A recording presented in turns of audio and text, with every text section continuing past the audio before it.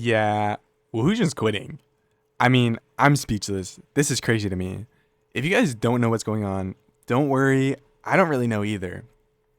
From what I understand, his viewership took a hard decline after he got exposed for never actually reaching Radiant and selling his coaching for thousands of dollars. I know he was working extremely hard to get back to where he was prior with tons of new community content, and honestly, I'm genuinely surprised that he's now decided to quit because despite the fact that he's never hit Radiant, he was a pretty damn good coach. If y'all don't know me, I'm Zapper, the Immortal 3 Yapper, and today I'm going to be taking a look at Woohoojin's resignation letter. Here is the TLDR. Number 1. I am returning to work in cybersecurity full time. Number 2. I will still continue to create content for fun as a hobby. Number 3. Penflash has been promoted to a position of complete creative freedom over all things related to community engagement. This includes underpeel, in-houses, fun day Fridays, watch parties. He will be treated as a 50-50 partner in business when it comes to compensation. Number 4. I will complete my current coaching series with Dr. Turnup, Kaiser, Opestralish, I don't know how to say that, I'm sorry, Levi, as promised, in private with them. Alright, here's his story. When I first clicked that start streaming button, I never had any plans to make it big. I'd stream TFT to an audience of 10 to 15 viewers, most of whom were personal friends of mine. And the concept of creating engaging content was always something I found appealing. Sometime after I left TFT for Valorant, I found myself experimenting with streaming once more. I had a knack for coaching and a desire for more students. I realized I could attract viewers by advertising myself with unreasonably low prices. Free. I called it Radiant Office Hours, where I wanted to give off similar vibes to a college student attending the professor's office hours for extra assistance. A majority of these streams would consist of me simply playing unrated and advertising myself. But occasionally, I'd get a viewer who wanted some VOD review. Little did I know, things were about to change very quickly. My channel began to experience rapid attention.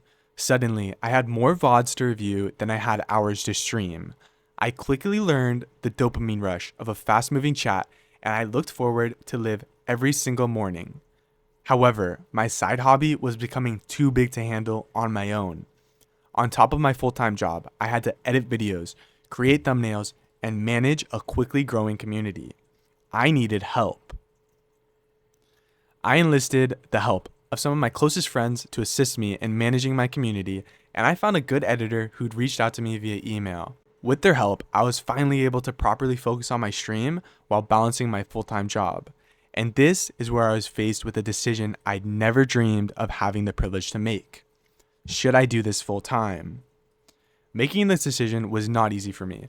I found fulfillment from my work in cybersecurity, and it presented me with a financial stability that was truly hard to turn away from. However, after much deliberation in March 2023, I decided I'd give it a shot. Unbeknownst to my audience, I wrote down in a text file a list of goals I had for next year, and if I achieved all of these goals, I would allow myself to pursue content creation for the rest of my working life. For the next year, I worked extremely hard to achieve my goals. I had important personal restrictions as well, which I'm proud to say I never wavered on during my journey. I reached my annual income target without taking a single penny from a brand deal. I reached my average viewer count without a single social media post or short form video. I was well on track to blast past all of my goals, and it was looking like I was going to do this forever. Then last week, I read my third and final goal back to myself. It read, look forward to going live for every stream. When I read this back, I felt an emptiness inside me. I realized in my pursuit of my goals, I'd sacrificed a lot more than I thought I'd have to. Streamers don't have paid time off. I started seeing time off as a wasted opportunity, and just the other day, I caught myself worrying about how many subscribers I'd lose when I go to my friend Brad's wedding in September.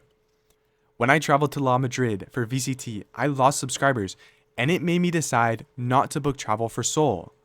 These sacrifices have slowly added up and created resentment for my career choice. After Fun Day Friday ended yesterday, I was immediately bombarded with requests for the next challenge. I don't blame these individuals, but I have an unhealthy tendency to try and please as many people as I can. My girlfriend Lisa worded it best while we were talking it over. Don't light yourself on fire to keep others warm. Somewhere along the way, my dream job turned into a job that made me feel guilty to prioritize myself. I want to be able to take a day off to go to the farmer's market with Lisa. I want to be able to spend a week visiting family without having to bring my work with me.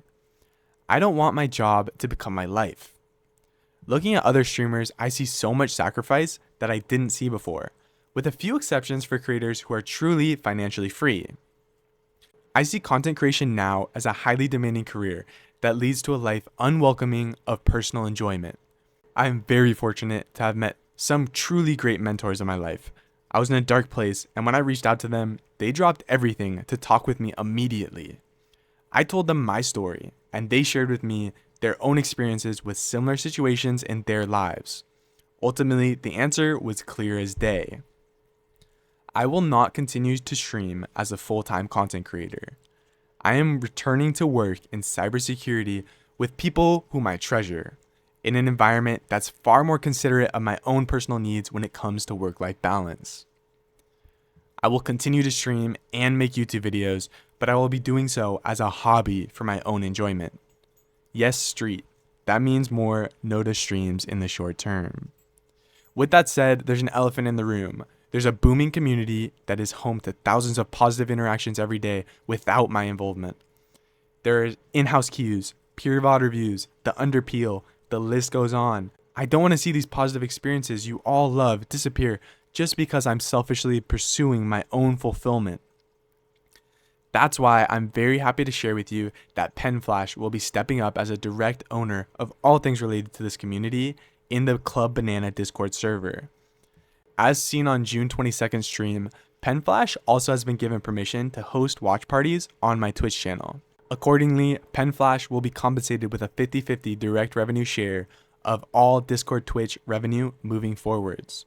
I will be participating in many of these community events as a player instead of a host coordinator. You will likely see me in the in-house queues a lot more frequently in the future. I'll have my eye out for underrated players to recruit for my Underpeel team for Season 5. I'll be speedrunning Valorant Ranked on console starting June 25th with Poland as one of my final series before I return working full-time in cybersecurity. Until then, I'm going to take a break. PenFlash may be going live on my half before then. That's ultimately up to him.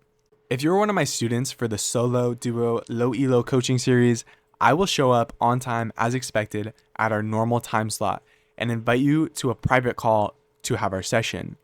Once complete, I will be ending my coaching obligations for the foreseeable future. Thank you to everyone who supported me up until this point. Ultimately, there is no one to blame for this outcome. This just happens to be a bad career match for me. Honestly, this whole situation's crazy. I don't even know what to say. Woohoojin, I don't think he's a bad guy. And despite all the drama, I think you guys should reach out, show him some love, show him some support. This is definitely not an easy decision to make. And I think he deserves all the support someone could get. But anyways, thanks for watching, guys. Hope you have a wonderful day.